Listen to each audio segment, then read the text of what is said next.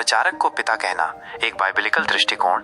मत्ती 23:8-9 में यीशु स्पष्ट रूप से कहते हैं, तुम रब्बी न कहलाना, क्योंकि तुम्हारा एक ही गुरु है और तुम सब भाई हो। और पृथ्वी पर किसी को अपना पिता न कहना, क्योंकि तुम्हारा एक ही पिता है जो स्वर्ग में है।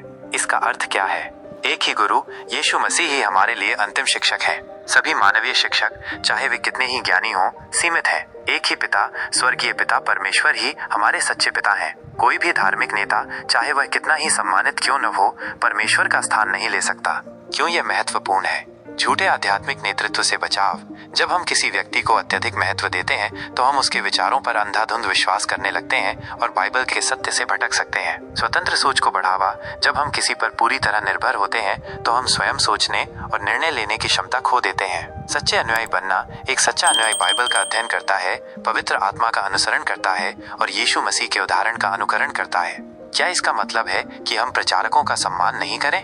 बिल्कुल नहीं। प्रचारक हमें परमेश्वर के वचन को समझने में मदद करते हैं और आध्यात्मिक विकास में मार्गदर्शन प्रदान करते हैं। हमें उनके प्रति सम्मान और कृतज्ञता होनी चाहिए, लेकिन हमें उन्हें परमेश्वर के स्थान पर नहीं रखना चाहिए।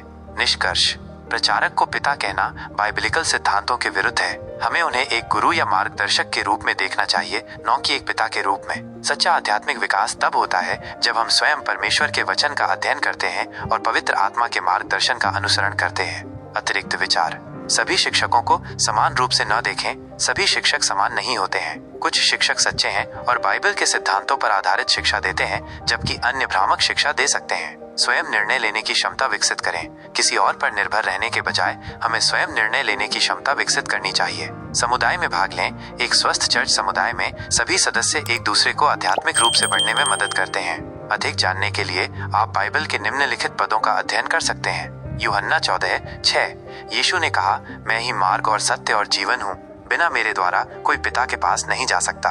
1 थिस्सलुनीकियों 5:12। और हे भाइयों, हम तुमसे विनती करते हैं कि जो तुम में परिश्रम करते हैं और प्रभु में तुम्हारे अगुवे हैं और तुम्हें शिक्षा देते हैं, उन्हें मानो। मुझे उम्मीद है कि ये जानकारी आपके लिए उपयोगी होगी।